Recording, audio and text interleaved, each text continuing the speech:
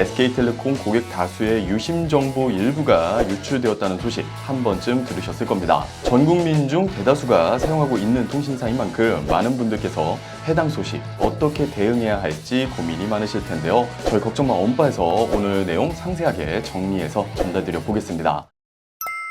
시니어 정부의 모든 것 걱정마 오빠 첫째 아들입니다. 정말 엄청난 일이 일어났습니다. 아마 뉴스를 통해서 SK텔레콤 고객 다수의 유심 정보 일부가 유출되었다는 소식 한 번쯤 들으셨을 겁니다. 전 국민 중 대다수가 사용하고 있는 통신사인 만큼 많은 분들께서 해당 소식 어떻게 대응해야 할지 고민이 많으실 텐데요. 저희 걱정마 언바에서 오늘 내용 상세하게 정리해서 전달드려 보겠습니다. 그러면 본격적인 영상 시작 전에 지금 구독, 좋아요 한 번씩 눌러주시고요. 오늘의 걱정마 오빠 지체하지 않고 신속하게 시작해 보겠습니다.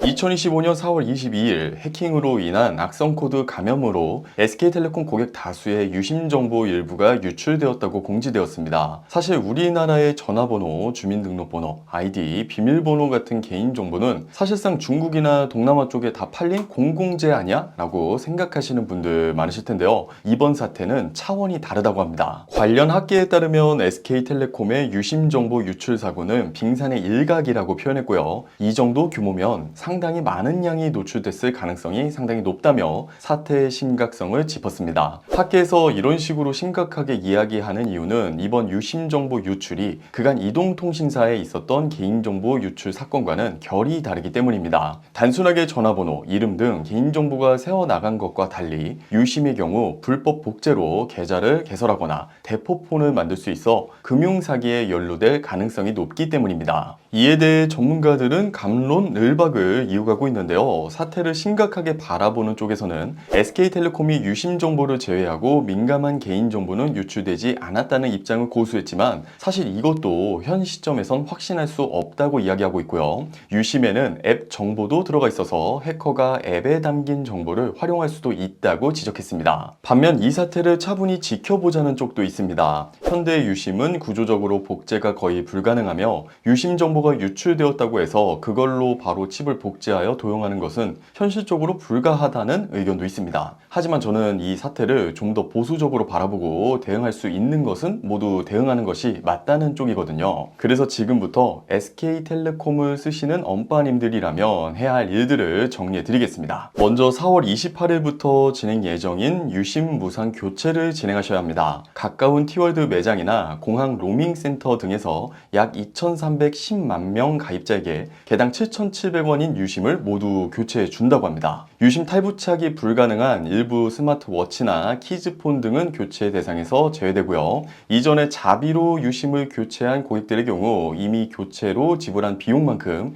요금을 감면해 준다고 합니다. 특히 SK텔레콤 통신망을 쓰는 알뜰폰 고객 역시 교체 대상인데요. 시행 시기는 각 알뜰폰 업체에서 추후 공지할 예정이라고 합니다. 두 번째, 여신거래 안심차단 서비스를 신청하시기 바랍니다. 주거래 은행 등 자주 사용하는 은행에 이 서비스를 신청하시면 가입 즉시 한국신용정보원에 안심차단 정보가 등록되고 신규 여신거래가 실시간 차단되어 나도 모르는 사이에 실행된 대출에서 발생하는 금전 피해를 예방할 수 있게 됩니다. 프로세스를 설명해드리면 먼저 소비자가 기존에 거래 중인 금융회사에 직접 방문해서 여신거래 안심차단 서비스를 신청합니다. 이후 금융회사는 본인 확인 후 안심차단 정보를 신용정보원에 등록한 뒤 소비자에게 등록 사실을 통지하고요. 이렇게 신청을 완료하시게 되면 이후부터 금융회사는 대출, 카드론, 신용카드 개설 같은 신규 거래를 할 때마다 사전 차단 정보 등록 여부를 조회하게 되는데요. 이때 차단 정보가 등록되어 있는 경우 신규 거래가 실시간 차단되고 해당 사실을 소비자에게 즉시 안내하게 됩니다. 왼쪽에 있는 그림을 보시면 한 번에 이해가 되실 텐데요. 피싱범이 보이스 피싱을 시도해서 얻는 개인정보를 가지고 대출 같은 여신거래를 시도했을 때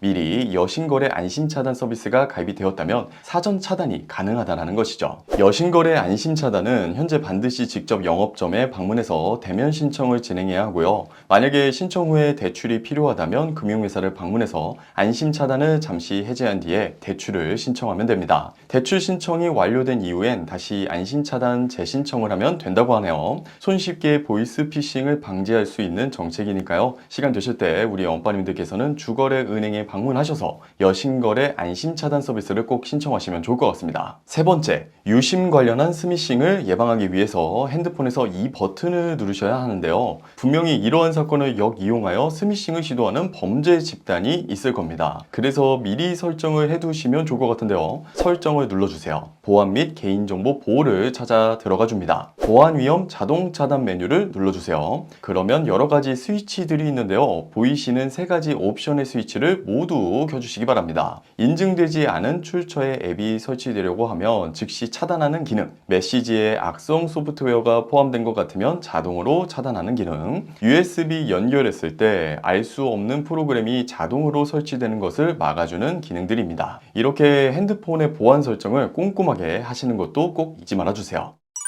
오늘은 이번 SK텔레콤 유심 유출 사태에 대해서 엄빠님들이 꼭 챙기셔야 할 세 가지 수칙들을 전달해 드렸습니다. 주변에 SK 쓰시는 분들이 워낙 많다 보니 엄빠님들 뿐만 아니라 다른 분들께도 꼭 이번 영상 공유해 주시면 좋을 것 같습니다. 오늘 준비한 내용은 여기까지입니다. 앞으로도 알찬 소식 계속 전달해 드리는 걱정마 엄빠 계속 만나보고 싶으시다면 지금 구독, 좋아요, 알림 설정 잊지 말아 주시고요. 다음 영상에서 다시 찾아뵙도록 하겠습니다. 감사합니다.